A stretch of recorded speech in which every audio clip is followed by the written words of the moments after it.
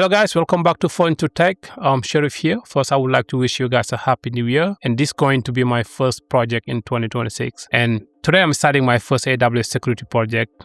And the project is called Enhancement Cloud Security with AWS Identity Access Management. First, security is something that a lot of people hear about in the cloud, right? But it can feel confusing at first. So in this project, I'm going to try to do my best to keep things very simple and practical. And I will show you how AWS control who can have access on what using services called like Identity Access Management. So we'll go step by step, creating users, setting permission, and testing access to make sure that everything that works the way we want it. And this is important because in real project, you never know. You never want everyone have full access on your stuff, right? So you want the right people who have the right permission and nothing more. So if you are learning AWS and want to understand security in clear, like hands-on way, so this project is just for you. And let's go ahead and I will definitely walk you guys through the diagram first, and then from there we will jump right into our AWS console and start building. Let's get it. So now we have our architect here. This is what we're building today. Now let's take a look at exactly what we have. So in this project, understand that everything is about having access. So we want to control exactly who have access to what. And now we are going to build two servers. One will be a dev environment, and the second one will be a production environment. So now we want to control exactly who have access to this environment right here. And with that being said, we will use policy, IAM user, and IAM group. And then now, to understand IAM user, as you can see it here, IAM user represent, for example, real people like developers. It can be admins, it can be interns, right? Instead of sharing one AWS login, you can basically get each of those person their own logins inside of it, so they can have access to these servers that we have here. And this is important because access can be tracked and permission can be also be limited, and also security is much stronger. So we'll be able to know exactly who went to this environment and when, and we can limit it exactly how much they have access to this environment that we have here, which is the dev environment and the product environment. Okay. So now when you talk about IAM group right here, now instead of assigning permission to users one by one, we can use like IAM group, which is an IAM group simplified like a collection of users. So we can take one collection, like a group of users, and then assign them exactly to, for example, all developers. If we have a lot of developers, we can give them one, and then they can use it. And also if we have admin, let's say we want developers have their own login, and then developers have admin also have their own login, we can create the IAM group. Okay. So this make like the management easier. For example, if someone join the team, you just add them to the group that we have. So that's basically why we have the IAM user right here. Now, after that, we have the policy is just a set of rules that define exactly what action are allowed to be taken inside of this environment. Basically you can control exactly how much power they have in this environment, and how limited they can be in this environment. That's why you have the policy here. Okay. So basically, this is exactly what we're going to build today in our project. All right, now that we are here in our AWS console, the first step, what we want to do, we want to go ahead and create two EC2 instances, right? So basically, let's say that you're in the company, and then that's somewhere you have two interns that come work with you. And then now you have to create some login credential for them. For example, users logging, and then create group. Just make sure that they have the right access, and also they can get where they're supposed to go. That's basically what we are going to do today. So let's go ahead and then click on, either you can come here and type EC2 and then click on EC2 here. And when you are here in your EC2, like we did on our last project, and you want to go ahead and then click on instance right here. And now the next step, what we want to do is to launch step. So you want to go ahead and click on launch instance right here. And then now, before launching our instance, we can go ahead and kind of do a little bit of revision. What is basically what is the EC2? And AWS services, they have a lot of them. EC2 is part of the services. So basically EC2 is a service that lets you rent and use like virtual computers in the cloud. So they like your personal computer, but they exist on the internet instead of being physically in front of you in your house or in your office. Okay. So you can create and customize and use these computers for all different reasons, from like running application, hosting website, and that's your choice, whatever you want to do with them. Right. So now basically EC2, it means Elastic Compute Cloud, and Elastic is just basically, it is very flexible. The service can easily adapt and change in size and power to fit your need. It depends exactly what you need it for. So now when you talk about computing power, it basically EC2 can provide like virtual computers that can do various tasks for you, just like your personal computer. And for example, the cloud, it just means it's available over the internet. So whenever you need it, you can just go ahead and find it.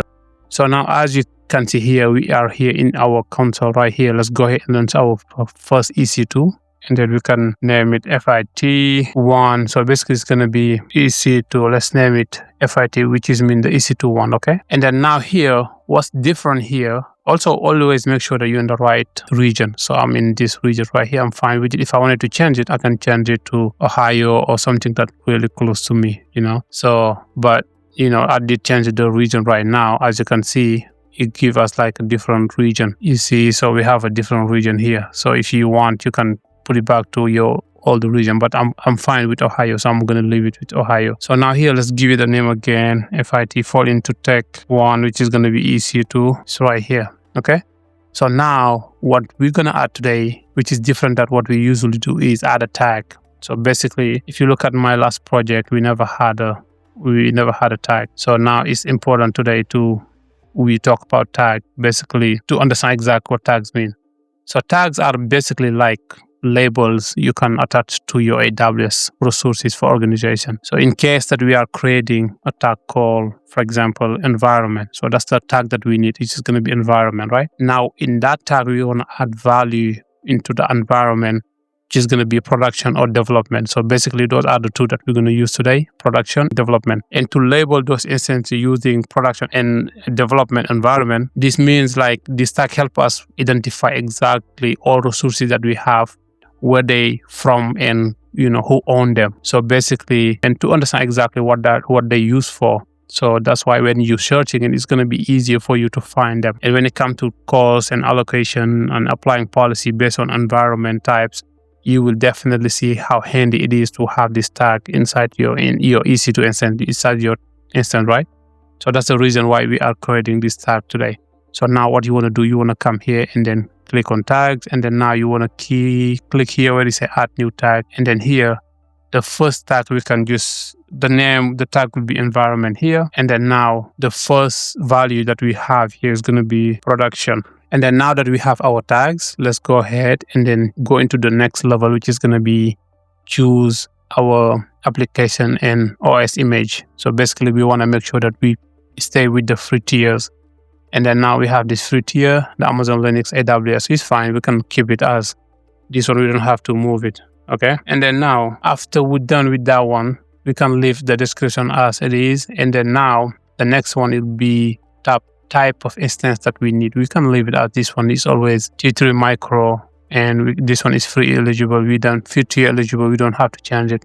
And then when it comes to key pair, today we don't need a key pair. I don't know if you remember the last project, some of them we did create key pair, and some of them we didn't really need a key pair. So today we don't need a key pair. We can go ahead and proceed without a key pair. And now when we're done, when it comes to network here, we don't have to change anything as we're creating basic EC2 instance without much rules. So we can leave it as it is.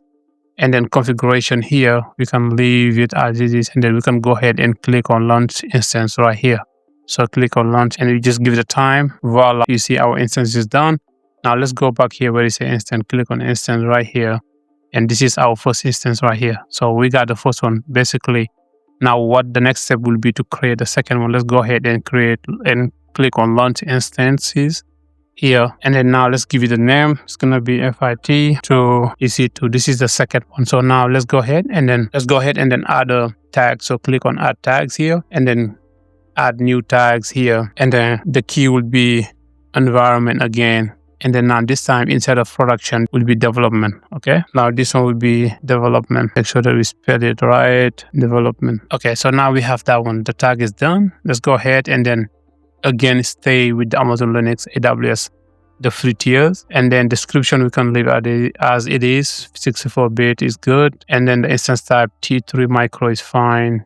We're gonna go ahead without a key pair. Now the network setting, we don't have to change a lot of stuff here. We can leave it as default. And configuration storage, we're fine with this. Now we want to go ahead and then click on launch instance right here. And voila, we have our second instance. Let's go ahead and then click on instance here. And then now to double check, make sure that one that you have. And then as you can see, we have tag here. If you click on tags, it will give you your environment. The key is right here. The value is right here, development. Okay. This is the name of the instance. And then this is the key. And then the value is here, development. So now let's go ahead and then click the second one. Do the same thing. You want to come here where you say tag, click on tags. As you can see, we have right here environment. And then the value is production. So now we know that we have 2 EC2 instance, one in each environment, one in dev environment and the other one in production environment. So that's the first step that we need on this project. Now let's go ahead and move into the second step. Now the second step is going to be to talk about policy, IAM policy, IAM users, IAM groups. So let's go ahead here and tap IAM. And as you can see, you can click on IAM here, and basically that's where you're going to get what we need in this project right here. Okay. So, but before we move forward, let's make sure to understand exactly what is a IAM policy. So IAM stands for Identity and Access Management. You will use AWS IAM to manage the access level that all those users and services have to your resources. Basically, you are now controlling these people, this intern coming in, where they can have access and how much access they can have into your resources. That's the reason why you're setting up IAM policy. So now when we come here into our dashboard, what we want to do first is click on policy right here. And then now we need to create policy. As you can see, we have some default policy that already created here with AWS, but now we want to create the new policy. But before creating new policy, let's understand exactly what is a policy. So an IAM policy is a rule for who can do what with your AWS resources, and it's all about giving permission to IAM users, groups, or roles, saying what they can and cannot do on certain resources and when those rules kicks in. So basically, you are the one who decide exactly this intern coming, or your workers, or your solution architect, or your consultant, whoever, how much access they have to your resource, and then basically what access you are giving them. What time they can get in, how they can have access to all those resources. That's basically what are we setting here. And now to be able to set that policy, we have to go through the IAM. As you can see here, the IAM, which is Identity Access Management, and you go to your policy, which is right here. And then now let's go ahead and then create our first policy for the dev environment and also for the production environment. So now next step, what you want to do here, you want to click on create policy. So now in policy here, you have different format. And then now the format that we need today is going to be JSON format right here. As you can see, when you click to JSON format, this is the JSON format. And then now we don't need this one right here. This is the default that I have. I'm going to go ahead and then post the format that we need, the JSON, the policy that we need, and then I will walk you through the policy, why we have that policy. Okay, so now this is our policy that we have right here. And it looks a little bit difficult to understand, but probably it's not if you understand exactly how it works. But let's just understand exactly this policy, what comes with it. So this policy allows you to have some action like starting, stopping, and describing EC2 instance. Basically, that's what we have inside this policy, what it allows you, right? For instance, we have targeted our EC2.1 and EC2.2 into the environment development, while basically denying some aspect. We can basically deny some aspect. So for example, that if you create this policy, it's basically gonna tell the environment what can you do inside that environment. For example, the development environment, as you can see, we have development here. So while denying ability to create or delete tag for all instances. So that's basically what we have here. And then now first let's understand the version. As you can see here, we have the version right here, which is 2012, and this means like the 2012 1017 is the date of the latest policy version, that tells you whether the policy is up to date with the latest, standard and practices. That's basically what we have there. That's why we have the version right here. And then now when we done with the version, we have the statement. So the statement, the main part of the policy structure is that it defines a list of permission. For example, we have the effect right here. So the effect, these have two values, which is going to be allow or deny. As you can see, the effect is going to be allow here, but you can have another effect which is going to be deny. But here we want to set it as allow right here. Okay, so this allow and deny is basically indicate whether the policy itself allow or deny a certain action. For example, if we has as deny, for example, it has priority looking like the first statement here. Let me explain more. So if you have the allow here, is basically telling the policy. So this is basically means that the statement is trying to allow for an action. If you have denied, it means now it is indicating that the statement is trying to allow or deny an action, basically allow and deny. And the action will be true inside your EC2 instance right here. So that's basically what we have there, okay? So basically, if we had something else here, like let's say S3 bucket, or let's say we have here another services, is going to go through that services, but here is going toward our EC2 instance right here. Okay. And as you can see, we have resources here. So we didn't really identify specific resource. It means this policy applied to specifically all resources within the defined scope. Okay. So basically that's why we have that here. And then now we have the condition right here. So basically condition, they basically explain the circumstances under which the policy is in action. In this case, that what we have, the condition is the resource that are being tagged, which is going to be our dev environment, as you can see here. So we have our dev environment, which is going to be here dev, and then the development, the dev environment right here. So that's basically what we have. And then now that we have our policy here, now we can go ahead and then click on next right here, and then now we want to give our policy a name. So mine will be, let me write it down, so fall into tech policy. So that's the name that I'm gonna give it, fall into tech policy.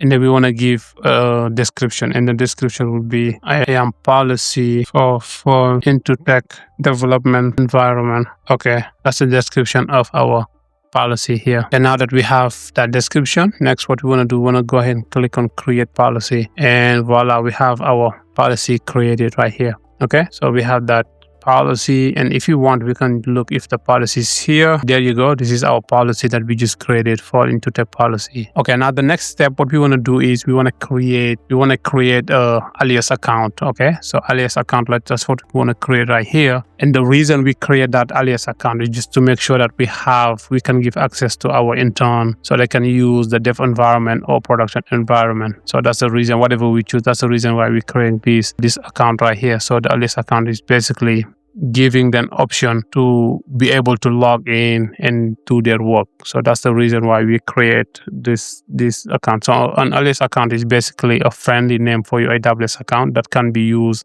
instead of your account ID, which is usually a bunch of digit numbers. So, and to sign in to your AWS management console, you can use this alias account, or you can give it to someone else and they can have access to this account. All right. Now that we are here, let's go ahead and talk about this account. So basically, like I was explaining, for example, when you have your intern coming in, you want to make sure that those new intern have users, they have access to your URL, right? So basically, an account alias is a friendly name for your AWS account that can be used instead of your account ID, which is usually a bunch of digit numbers. So basically, they use this alias number to sign into your AWS management console. And by default, your account has like a lot of numbers and then a lot of information into it.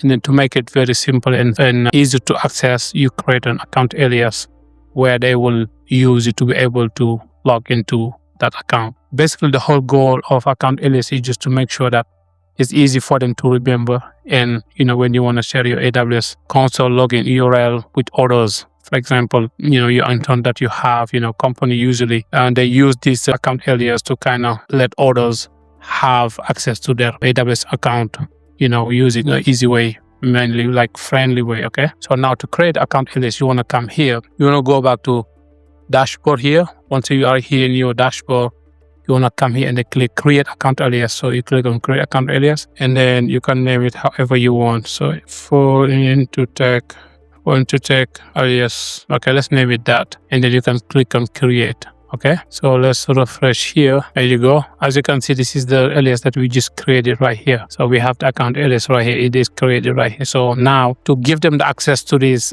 information, you basically copy this information right here and then send it to them directly, and they'll be able to log into it. Now that we're done with our creating our account alias, let's go ahead and create user group. Okay. And to create your user group, you want to come here into dashboard, on the dashboard, and click on user groups. And then as you can see now, let me go ahead and then explain a little bit the difference between user group and users. So now IAM user group is a collection of folders of IAM users. Basically, it allows you to manage permission for all the users in your group at the same time by attaching policy to the group rather than individual users. Now, let's say that you have a lot of users. Instead of going ahead and set a policy for each of them, you can create a user group and set the policy where you will attach all the users inside of that user group. Basically, that's the reason why we create user group. Like I said, it's like a group collection of folder that have IAM users inside. It allows you to manage the permission for all those users. So you have 5 users.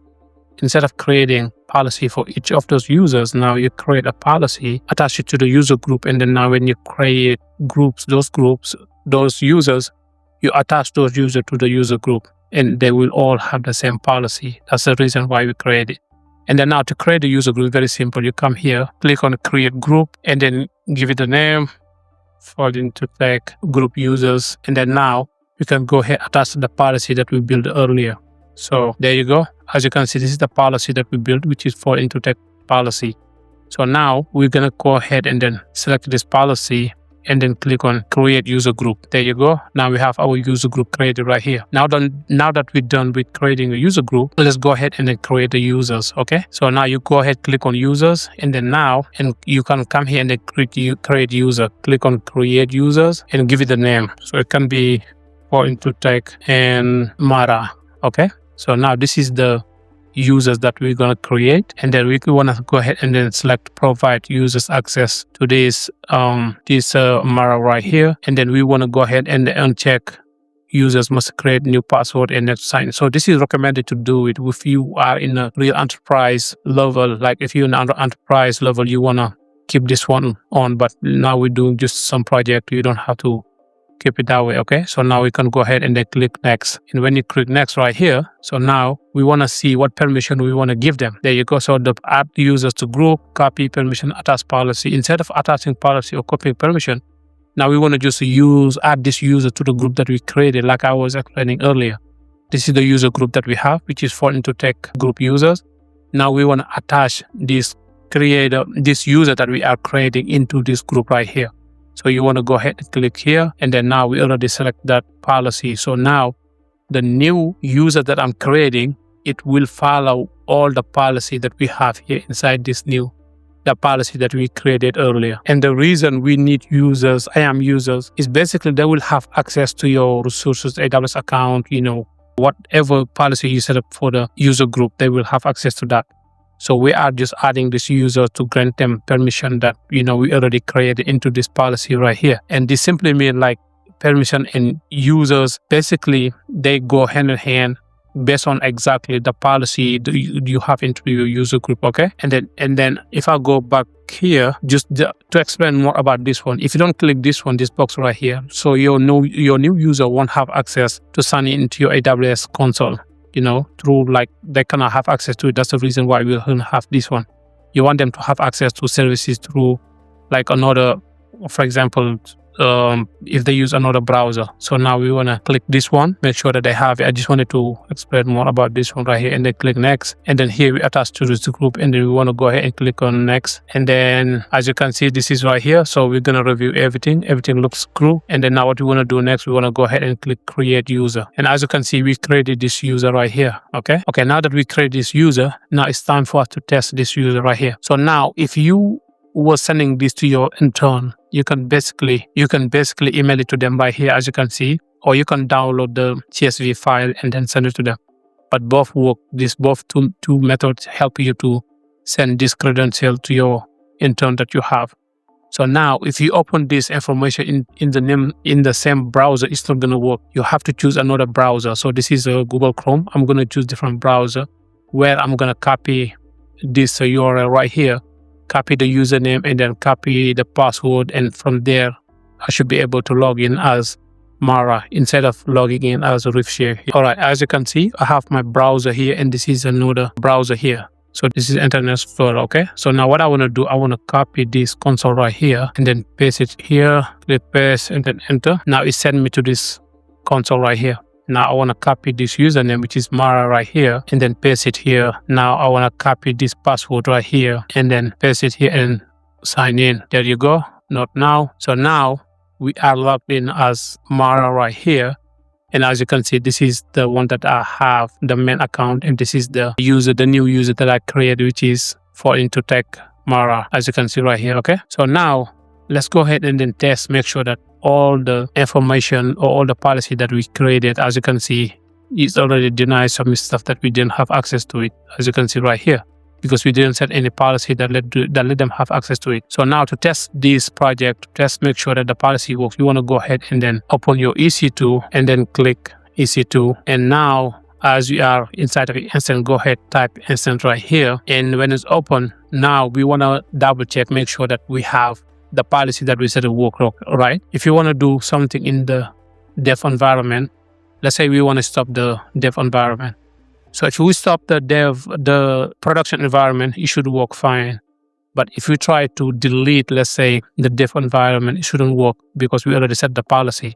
So now let's check this one, make sure that what we have here. So this is, let's see here what we have. Check what environment is this one. Okay, this one is the development environment. So let's try to stop this instance right here, see if it's going to work. Again, remember the policy that we set, that's what we're testing right now. So you select the instance right here and go to instance state and then click on the stop instance and then say stop. And now we were able to stop this instance right here because this is the production instance. Remember the JSON policy that we set, we didn't say nothing about the production. So now the production, whatever we do with it, it should be going fine. But now as that policy was set for the dev environment, now if we want to delete, let's say the development environment, it shouldn't work. So now let's go ahead and then here, select the second one, which is the development environment, and then click on instance state and then let's say stop it and then click stop. There you go. So you see, now it failed. As you can see here, it failed just because with the policy that we set up earlier. So the policy that we set up into the JSON, that's the reason why we're not able to do anything. And then now let's say that you have your intern coming in. Now you don't want to let your intern have a lot of access into your instance. Let's say they can delete or they can stop instance and stuff like that. So if you don't want that, you can set up basically attach a policy that won't let them do that. Basically, that's the reason why when we try to stop this policy right here, it is stopped. So now basically, this is the end of this project that we were building. And don't forget to delete all your resources that you created. So basically, in conclusion, this project demonstrates how to enhance cloud security using AWS IAM by applying real-world best practices. Like I launched it and target 2 EC2 instances, created at least like one privileged IAM policy, organize that access using user and groups to validate the permission that we created and then test that. So this setup just basically show you how you can control access and scale, reduce security risk, and maintain clear accountability in AWS environment. So understanding and implementing IAM correctly is the foundation of building safe and secure production. Basically, this project reflects on how security should be designed. So basically what you want to do, you want to make sure that whoever you have giving access to your environment, you make sure you give them the right policy so they won't be able to make some damage or create or delete something that they were not supposed to do.